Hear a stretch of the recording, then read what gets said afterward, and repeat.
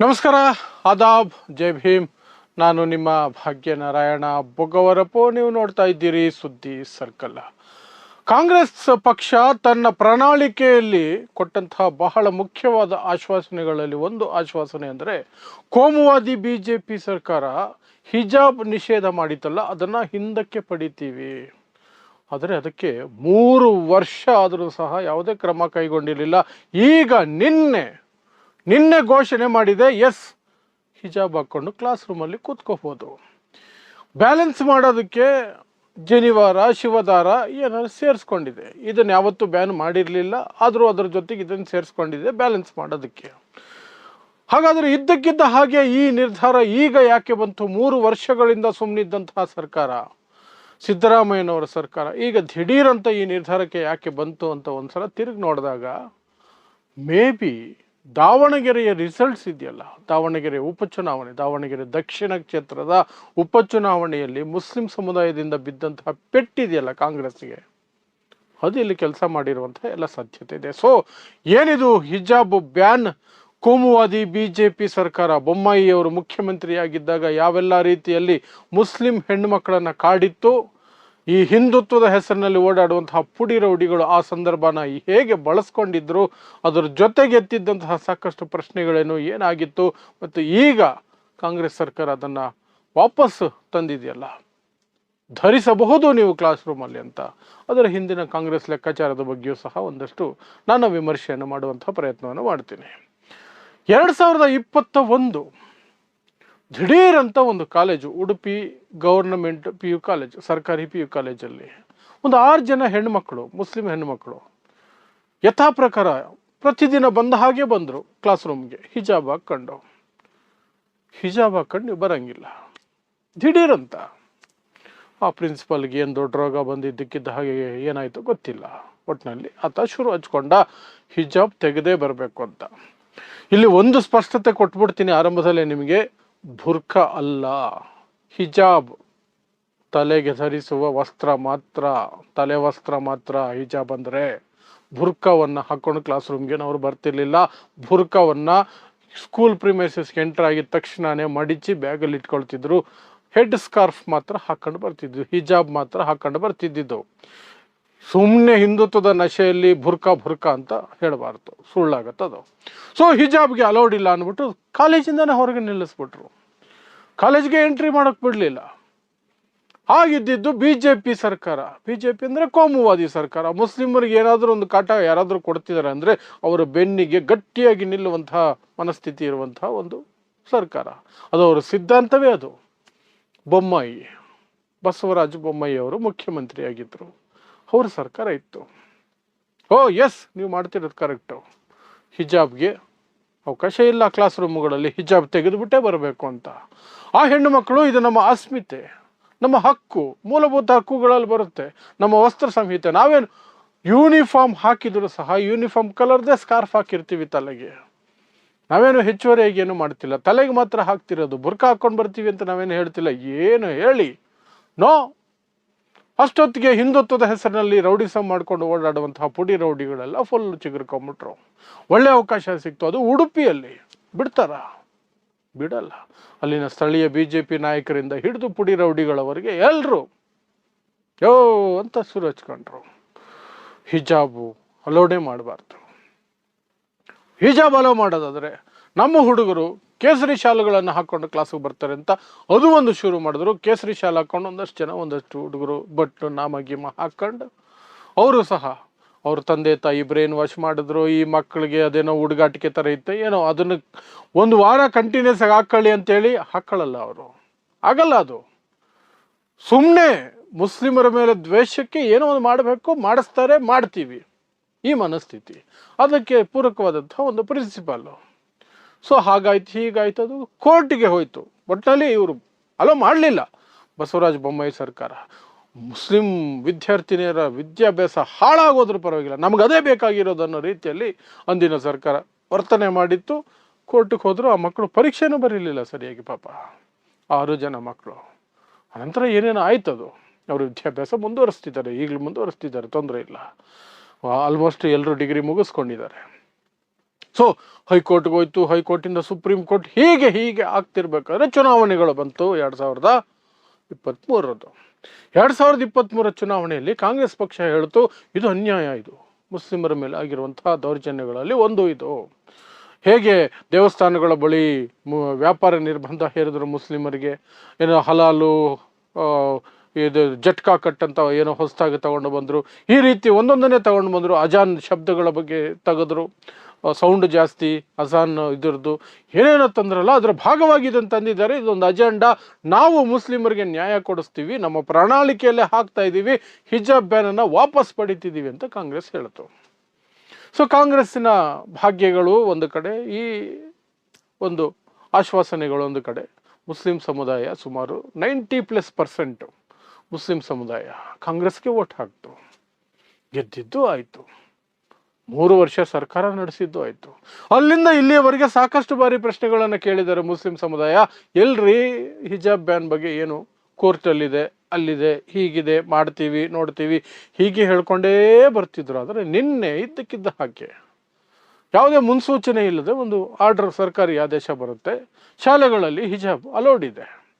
ಅದ್ರ ಜೊತೆಗೆ ಬ್ಯಾಲೆನ್ಸ್ ಮಾಡೋದಕ್ಕೆ, ಯಾರು ಸಿಟ್ಟಾಗದೇ ಇರಲಿ, ಏನೋ ಒಂದು ಬ್ಯಾಲೆನ್ಸ್ ಮಾಡೋದಕ್ಕೆ ಹಿಂದುತ್ವದವರಿಗೆ ಹೆದರಿ, ಈ ಸರ್ಕಾರ ಹಿಂದುತ್ವದವರಿಗೆ ಹೆದರಿ ಏನೇನೋ ಜನಿವಾರ, ಶಿವದಾರ ಏನೇನೋ ಹಾಕೊಂಡು ಸೇರಿಸ್ಕೊಂಡಿದ್ದಾರೆ. ಅವೆಲ್ಲ ಯಾವತ್ತೂ ಬ್ಯಾನ್ ಆಗಿಲ್ಲ. ಬ್ಯಾನ್ ಆಗಿರೋದು ವಾಪಸ್ ಪಡ್ತಿದ್ವಿ ಅಂದಾಗ ಯಾವುದು ಬ್ಯಾನ್ ಆಗಿತ್ತೋ ಅದನ್ನು ಮಾತ್ರ ಮೆನ್ಷನ್ ಮಾಡಬೇಕಾಗಿತ್ತು. ಬ್ಯಾನ್ ಆಗದೇ ಇರೋದನ್ನ ಯಾಕೆ ಮೆನ್ಷನ್ ಮಾಡಬೇಕಾಗಿತ್ತು? ಯಾವತ್ತು ಶಿವದಾರ ಮತ್ತು ಜನಿವಾರ ಬ್ಯಾನ್ ಆಗಿದೆ? ಯಾವತ್ತೂ ಬ್ಯಾನ್ ಆಗಿಲ್ಲ ಸ್ಕೂಲುಗಳಲ್ಲಿ.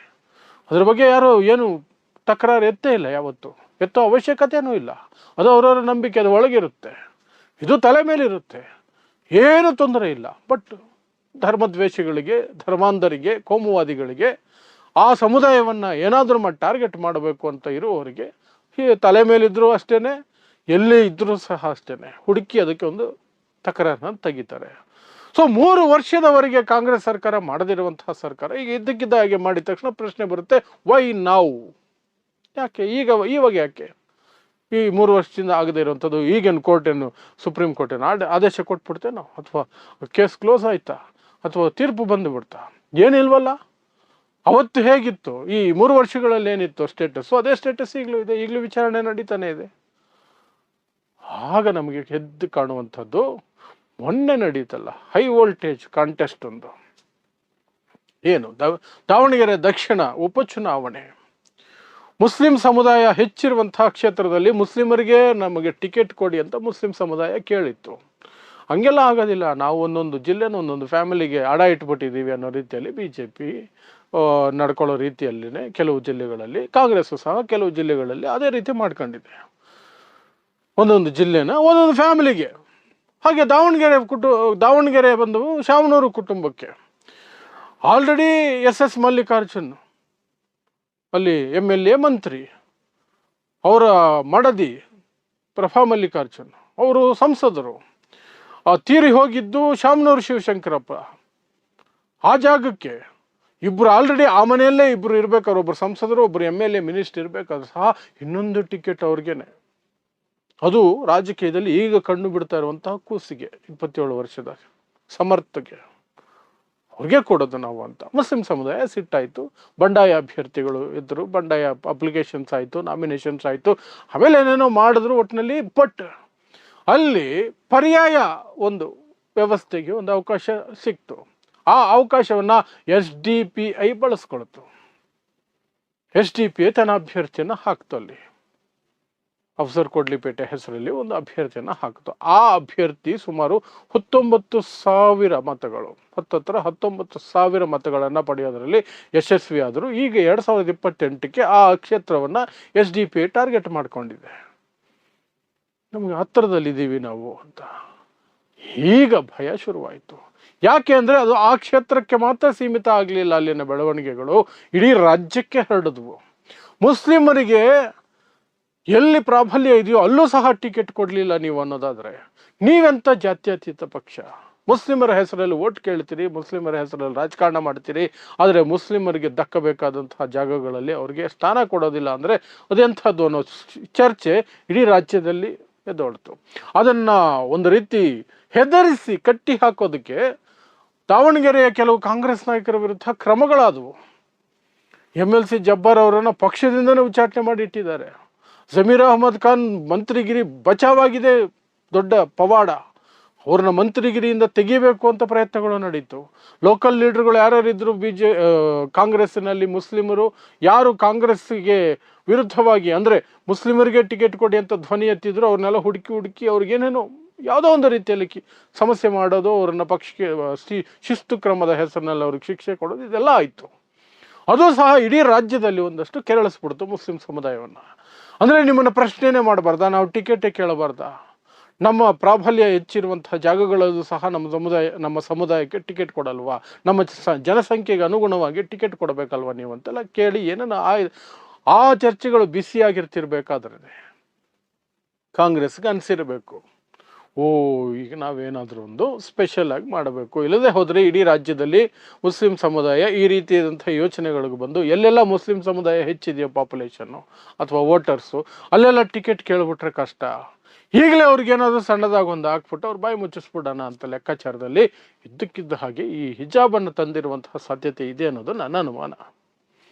ಸೊ ಇವರಿಗೆ ನಿಜವಾಗ್ಲೂ ಸಹ ಮುಸ್ಲಿಂ ಸಮುದಾಯಕ್ಕೆ ಹಿಜಾಬ್ ವಿಚಾರದಲ್ಲಿ ಮುಸ್ಲಿಂ ಹೆಣ್ಣು ಮಕ್ಕಳಿಗೆ, ಮುಸ್ಲಿಂ ಹೆಣ್ಣು ವಿದ್ಯಾರ್ಥಿನಿಯರಿಗೆ ಅನಾನುಕೂಲ ಆಗಿದೆ, ಅನ್ಯಾಯ ಆಗಿದೆ ಅಂತ ಅನಿಸಿದ್ದಿದ್ರೆ ಅವ್ರ ಅಧಿಕಾರಕ್ಕೆ ಬಂದ ತಕ್ಷಣನೇ ಮಾಡಿರ್ತಿದ್ರು. 3 ವರ್ಷಗಳ ನಂತರ ಈಗ ತಗೊಂಡು ಬಂದಿರೋದು ಅದು ಸ್ಟೇಟಸ್ ಅದೇ ಇದೆ ಕೋರ್ಟ್ಗಳಲ್ಲಿ, ಏನು ಬದಲಾಗಿಲ್ಲ. ಅದು ಖಂಡಿತವಾಗ್ಲೂ ಸಹ ಮುಸ್ಲಿಂ ಸಮುದಾಯವನ್ನು ಸ್ವಲ್ಪ ಮೂಗಿಗೆ ತುಪ್ಪ ಸವರುವಂತಹ ಕೆಲಸ, ಆ ಪ್ರಯತ್ನದ ಭಾಗವಾಗಿಯೇ ಇದನ್ನು ಮಾಡಿದ್ದಾರೆ. ಸೊ ಎನಿಹೌ ಮಾಡಿದರೆ ಒಳ್ಳೆಯದು. ಯಾಕಂದರೆ ಹಿಜಾಬು ಏನೋ ದೊಡ್ಡ ಇದು ಅನ್ನೋ ಥರ ಬಿಂಬಿಸಿ ಆ ಕಾಲದಲ್ಲಿ, ಆ ಸಂದರ್ಭದಲ್ಲಿ ಮುಸ್ಲಿಂ ಸಮುದಾಯವನ್ನು ಹೇಗೆಲ್ಲ ಟಾರ್ಗೆಟ್ ಮಾಡಿತ್ತು ಕೋಮುವಾದಿ ಪಕ್ಷ BJP, ಆ ಪುಡಿ ರೌಡಿಗಳ ಗುಂಪುಗಳು, ಅವೆಲ್ಲ ಕಣ್ಣು ಮುಂದೆ ಬಂದಾಗ ಹೊಟ್ಟೆ ಉರಿಯುತ್ತೆ. ಜಗತ್ತಿನ ಅತಿ ದೊಡ್ಡ ಪ್ರಜಾಪ್ರಭುತ್ವದಲ್ಲಿ ನಿಮ್ಮ ಮೂಲಭೂತ ಹಕ್ಕುಗಳನ್ನು ಆ ರೀತಿ ತುಳಿತಾ ಇದ್ದಾಗ ಹೊಟ್ಟೆ ಉರಿಯುತ್ತೆ.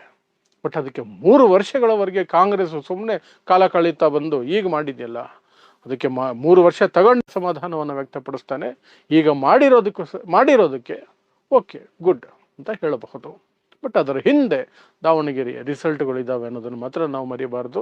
2028ರ ಚುನಾವಣೆ ಸಂದರ್ಭಕ್ಕೆ ಮುಸ್ಲಿಂ ಸಮುದಾಯನ ಖುಷಿ ಪಡಿಸೋದಕ್ಕೆ ಈಗಲಿಂದ ಶುರು ಮಾಡಿದ್ದಾರೆ ಅಂತ ನಾವು ಲೆಕ್ಕ ಹಾಕೊಳ್ಳಬಹುದು. ಸೊ ಇದಿಷ್ಟು ಹಿಜಾಬ್ ಕುರಿತಾಗಿ ನಿನ್ನೆ ಶಿಕ್ಷಣ ಇಲಾಖೆ ಹೊರಡಿಸಿರುವಂತಹ ಆದೇಶ ಇದೆಯಲ್ಲ, ಶಾಲೆಗಳಲ್ಲಿ ನೀವು ಹಿಜಾಬ್ ಹಾಕೊಂಡು ಕೂತ್ಕೋಬೋದು ಅಂತ, ಅದರ ಹಿನ್ನೆಲೆ, ಅದರ ಬ್ಯಾನ್ ಮಾಡಿದ್ದಂತಹ ಹಿನ್ನೆಲೆ, ಅದು ಈಗ ಯಾಕೆ ಕಾಂಗ್ರೆಸ್ ಸರ್ಕಾರ 3 ವರ್ಷಗಳ ನಂತರ ಮಾಡ್ತಿದೆ ಅನ್ನೋದ್ರ ಬಗ್ಗೆ ನನ್ನ ವಿಶ್ಲೇಷಣೆ ಮತ್ತು ನನ್ನದೊಂದಷ್ಟು ವಿಮರ್ಶೆ. ಸೊ ಇಂತಹದ್ದೇ ವಿಶೇಷ ಸುದ್ದಿಗಳಿಗಾಗಿ ನೋಡ್ತಾ ಇರಿ ಸುದ್ದಿ ಸರ್ಕಲ್. ನಾನು ನಿಮ್ಮ ಭಾಗ್ಯನಾರಾಯಣ ಬೊಗವರಪು.